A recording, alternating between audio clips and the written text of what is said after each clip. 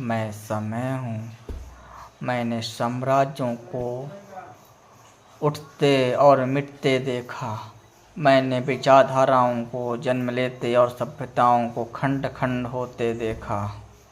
और आज मैं तुम्हें एक कथा सुनाने आया हूँ, विचारों की उस यात्रा का जिसने यूरोप से भारत तक पहुंचकर इस भूमि की आत्मा को चुनौती दी।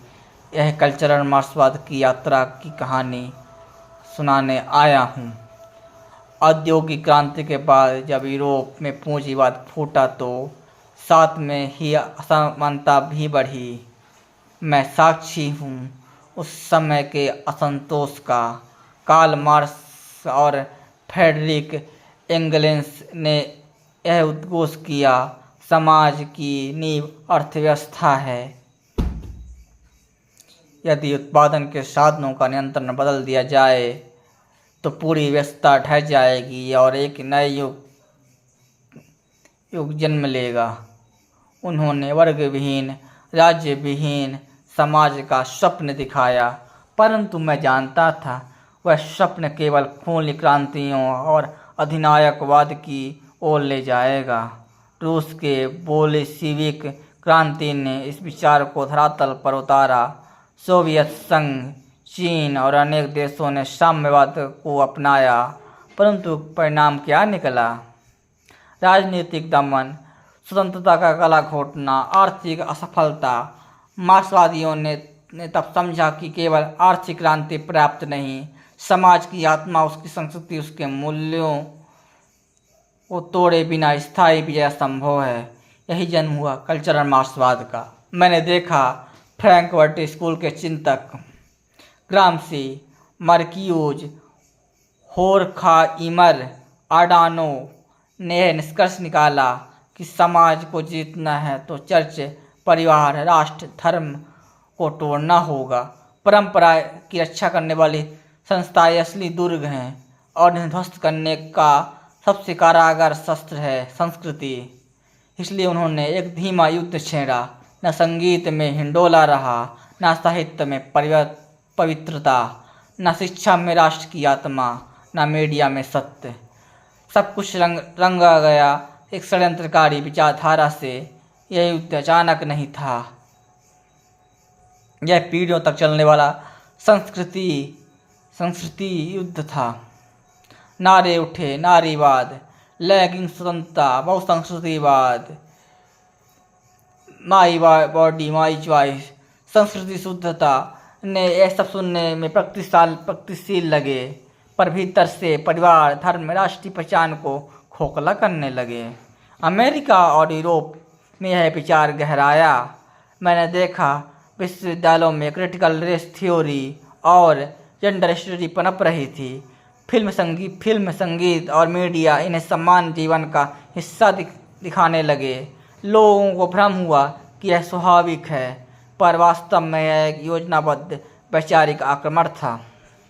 चीन में मैंने देखा माओ ने सांस्कृतिक क्रांति के नाम पर हजारों वर्षों की परंपराएं नष्ट कर दी। मंदिर ढाए गए, दर्शन मिटाए गए और शिक्षा को कठपुतली बना दिया गया। अमेरिका ने 1960 के दशक में उठी लहर, नागरिक अधिकार आंदोलन, यौन क्रांति, नारीवाद और युद्ध विरोधी आंदोलन, इन सब ने परिवार और चर्च ऐसी संस्थाओं को चुनौती दी। आज वह प्रवृत्ति वोक कल्चर और जेंडर आइडेंटिटी के बनकर खड़ी है।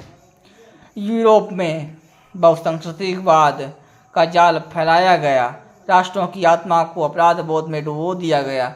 जर्मनी, फ्रांस, ब्रिटेन, स्वीडन सब अपनी सांस्कृतिक जड़ों से कटने लगे। परिणाम स्वरूप पहचान की राजनीति, इस्लामीकरण जैसी प्रवृत्तियां जन्म ली। जापान भी अछूता न रहा। अमेरिका के प्रभाव के बाद वहाँ व्यक्तिवाद और परिवार से दूरी बढ़ी, जन्म दर गिर गई और परंपरागत व्यवस्था कमजोर हो गई। अब सुनो, इस यात्रा में सबसे गहरा प्रहार भारत पर किया गया। मैं समय हूँ। मैंने देखा कि 1917 की रूसी क्रांति की गूंज भारत तक पहुँची। भारतीय क्रांतिकारी इसमें प्रेरित हुए। 1925 में कम्युनिस्ट पार्टी बनी, विचारधारा फैलने लगी। आज़ादी के बाद नेहरू ने समाजवाद का मार्ग चुना।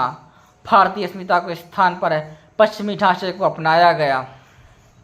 विश्वविद्यालय में वामपंथी बुद्धिजीवी भरे गए, जिन्होंने वेद, पुराण, मिथक और आक्रांताओं को सुधारक घोषित किया। इंदिरा गांधी ने आपातकाल की में स्वतंत्रता को चली, पर वामपंथियों को शिक्षण संस्थानों पर नियंत्रण दे दिया गया। राजीव गांधी के दौर में वोट बैंक की राजनीति, साहिबानों के केस में सुप्रीम कोर्ट का फैसला पलटा गया। उदारीकरण के बाद वामपंथी प्रभाव अर्थव्यवस्था पर कम हुआ, लेकिन यह सिलसिला यहाँ नहीं रुका। सोनिया गांधी के नेतृत्व में मनमोहन सिंह की सरकार बनी। उस सरकार ने विदेशी एनजीओ को समर्थन दिया। उन्होंने परिवार संस्था पर बड़े पैमाने पर प्रहार किए। हिंदू आतंकवाद की थ्योरी गढ़कर हिंदू धर्म को कलंकित करने का प्रयास किया और इस्लामिक आतंकवाद पर पर्दा ढकने का कार्य किया, और यह प्रयास लगातार आज भी जारी है। इसका परिणाम भारत पर बहुत गहरा पड़ा। भारत की आत्मा का संदेह होने लगा। मीडिया हिंदू प्रतीकों को उपहास करने लगा। विश्वविद्यालयों में जेंडर स्टडी को और क्यूर थ्योरी ने युवाओं को अपनी पहचान पर प्रश्न करने को प्रेरित किया। फिल्म, ओटीटी प्लेटफॉर्मों में देवी देवताओं का मजाक बनाने लगे। अन्य धर्मों की आलोचना असहिष्णुता कहलाने लगी। विदेशी फंड से पलने वाले संगठन समाज को विभाजित करने लगे। शहरी युवाओं ने विवाह को परिवार को पिछड़ा मानना शुरू कर दिया।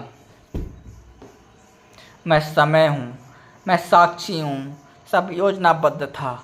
यह कल्चरल मार्क्सवाद है, जिसने भारत को उसकी जड़ों से काटने का प्रयास किया। देखो स्वतंत्रता, मैंने वामपंथियों ने कहा था कि भारत कोई राष्ट्र नहीं बल्कि जाति भाषी समूहों का एक संग्रह है। उन्होंने तो यहाँ तक सुझाव दिया था कि भारत 30 टुकड़ों में बांट दिया जाए।